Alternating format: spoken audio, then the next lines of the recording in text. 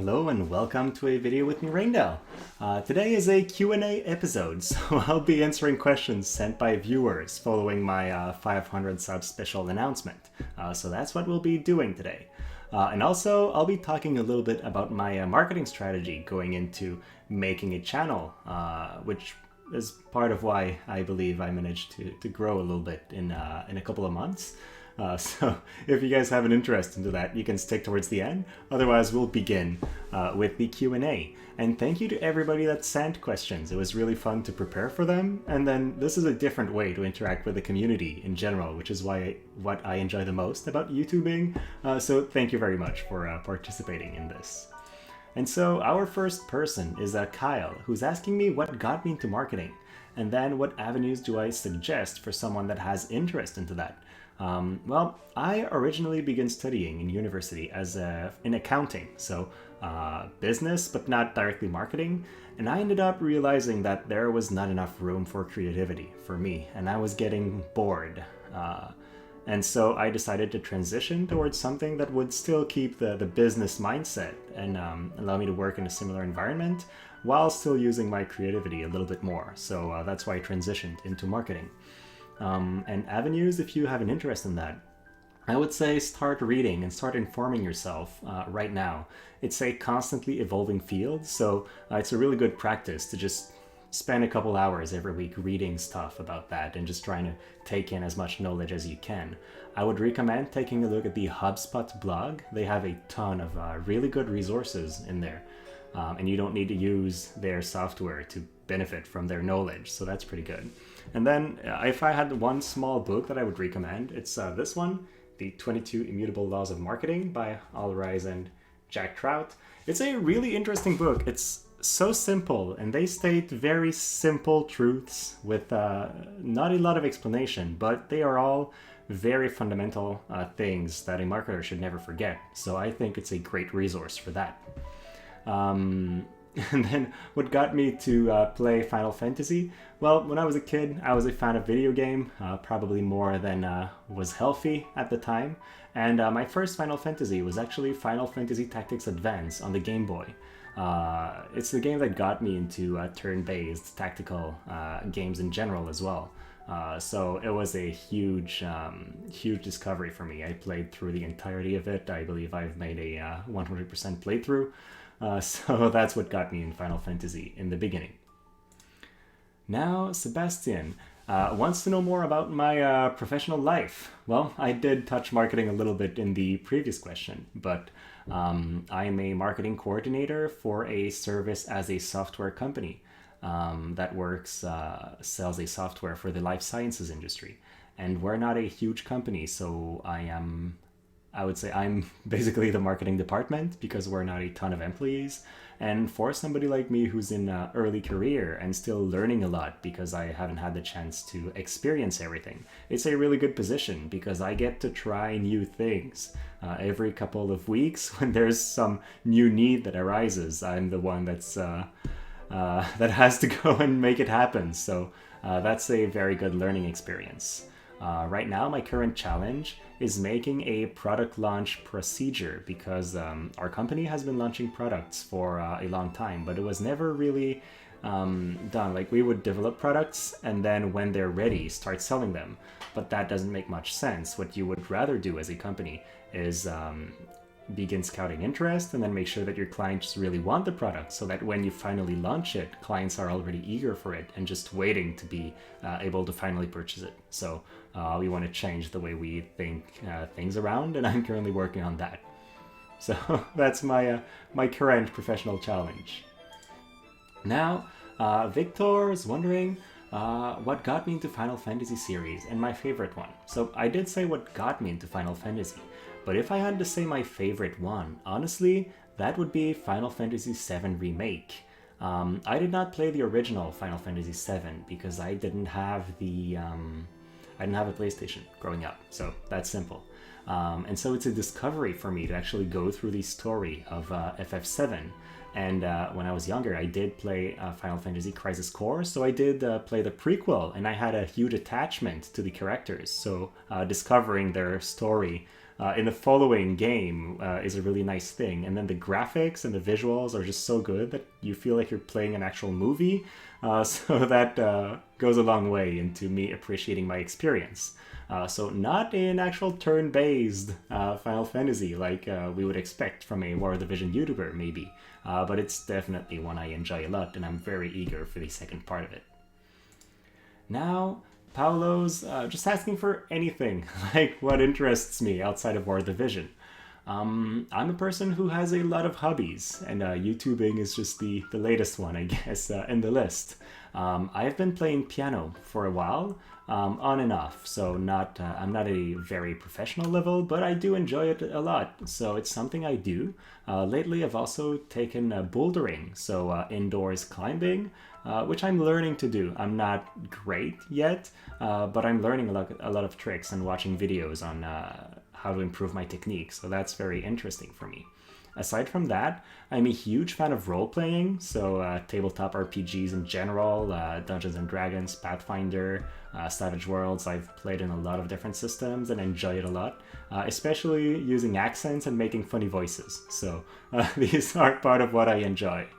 And then lastly, I'm a martial artist. I've stopped practicing for the last year and a half or so because there's just too many things going on, and then COVID hitting as well.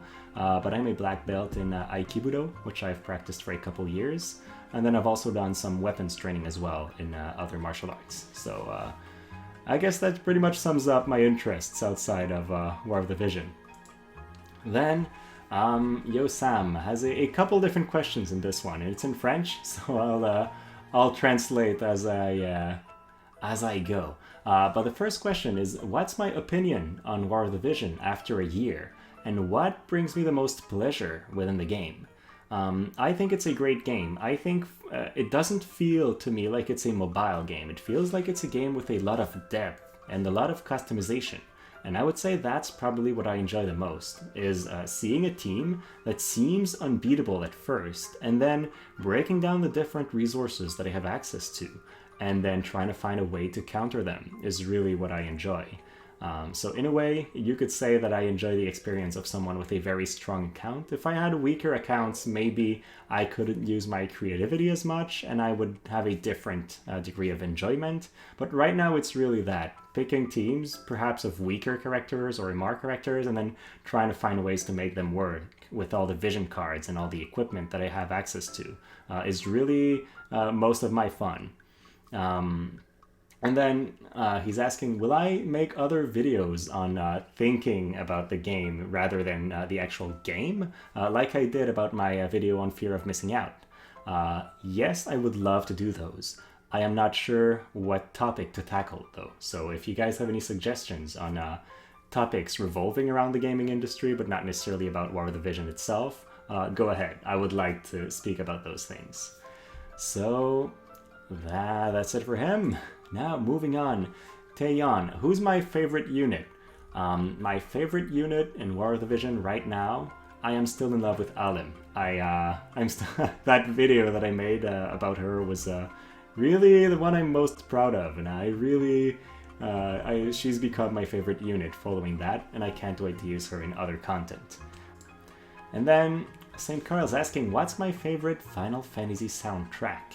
I will say it is Noctis's theme for Final Fantasy 15, and I'll have you guys listen to it right now.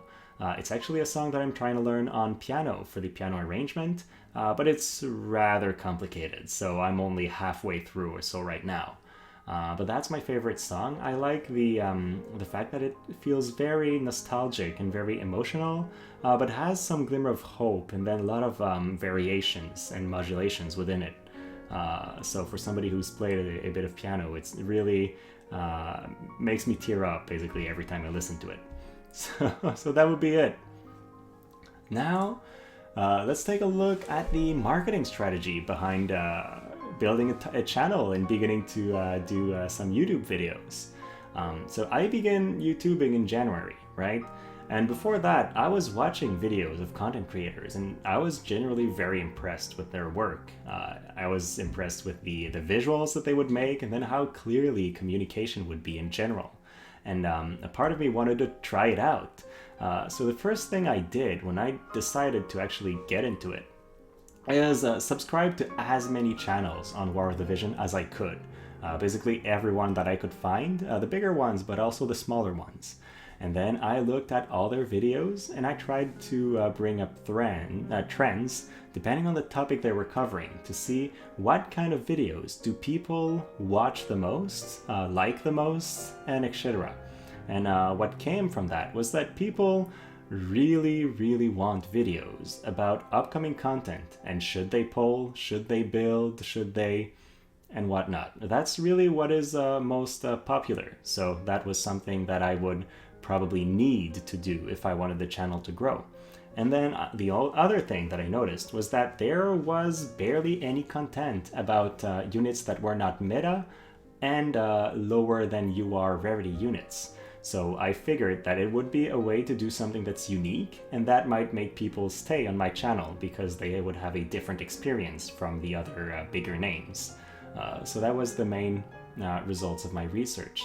And obviously I still do keep monitoring all the YouTuber on War of the Vision that I can find to try to see if there's new trends that arise or if there are changes to those trends. And obviously if some videos are very popular, I'll try to follow on that, or I'll decide that it's not something I want to tackle and ignore it. An example of those is I've noticed midway that raid guides are super popular. If you can release a raid guide immediately after the raid is announced, that's going to be a huge spike to your views. So important to take a look at other channels and then align your strategy based on that. And it's not about copying the other guys. It's about doing similar content in your own way. The second thing is fixing measurable goals. So when I began, before I began releasing my first video, I made a plan. So I decided that I wanted at least a 90% like to dislike ratio on my videos. A couple months later, I now know that 98% would have been better. It's more or less what we've been getting, but that was one thing. Then I decided that I wanted to release 3 videos a week or more, so not go below that. And I decided that I wanted to hit 100 subs by the end of February, then 350 to 400 by the end of March. So I had very clear goals in that regard. And obviously I would adjust those goals as I go, depending on whether we're having success or not with this initiative. So I had a very specific set of goals that I wanted to reach. And then for the beginning, right, when you begin a YouTube channel, you kind of don't have any priority in the algorithm. So YouTube doesn't know who to show your videos to. And whether it's going to be relevant or not for them. So you don't get a lot of organic views. And organic means people that naturally through YouTube click on your links. They don't come from anywhere else, and they're not your friends and families that go click because you've convinced them to do so. So in order to get more views that are not organic in the beginning, I wanted to use cross-promotion, which is one of the main recommendations. If you type on Google, how do I start a YouTube channel? They're going to tell you to do that. Where can I do cross-promotion for War of the Vision? Well, there were mainly 2 things that I was ready to do. The first thing was post on Reddit. There is a War of the Vision Reddit. There is a very active community in there, and people help each other. But if you want to publish videos in there, be sure that you are confident in what you do. And please do a write-up as well. Don't just post a video and leave it there, because people prefer to have the option to read on Reddit. It is a written media first, and then people are very rude if you make mistakes. So yeah, the early experience was a little bit tough a couple of times, but you do learn from mistakes, so that was it. But still, Reddit helped me grow a lot, because a lot of people early on discovered my Yerma video and then my Neisha video through Reddit, and that was some good experiences. Also, I joined a couple Discord communities where I would just be an active member, and I'm not sure how much traffic came from Discord onto my channel, but I felt like just showing my face in the community was very important if I was going to be a content creator, so I still try to do that today. Then the fourth, I guess, thing is once I've begun, YouTube offers a very solid analytics platform where you can view your video's views, likes, dislikes, whatever. You can view how many people see it and actually click through your videos, so that allows me to monitor the efficiency of thumbnails on my videos, which are the little images that you see before you click on a video. So there's a lot of analytics that you can use to try to see what works and what doesn't, and I've been learning more and more, so I'm sure I don't leverage all of it. But one thing I put on screen right now is the moments where your viewers are on YouTube, which you can see there. And the darker the purple bar is, the more of my viewers are on YouTube during those moments. And that's really cool because I can use this information to publish my videos at specific hours on specific days, right before our viewer count peaks. So I can make sure that in its first couple of hours after release, my videos have a maximum amount of traction. So that's really cool. Like, there's a lot of nice resources out there that YouTube gives for free for content creators and that they can use to make their channel perform better. And then the last thing was I really wanted to eventually have a chance to collaborate, because that's the best way to make sure that an audience of people that already love the game and love like-minded content creators would discover me. And I was very lucky that Mysidia Gaming discovered my channel early on and then invited me to collaborate with him, because I think a lot of people discovered my channel through our collaboration. And honestly, we're still chatting very frequently. Whenever I need advice, I'll go to him. So that's one of the nice things, having a nice viewer community, but also being in a content creator community that's very welcoming and very nice. Hopefully you guys had a fun time, and if you did, let me know. I'll try to make some different episodes like this once in a while. If you're new to my channel, please like and subscribe if you enjoyed your time. It will make it more likely that you see my videos in the future. And then, as always, thank you so much for watching, guys, and have a great rest of your day.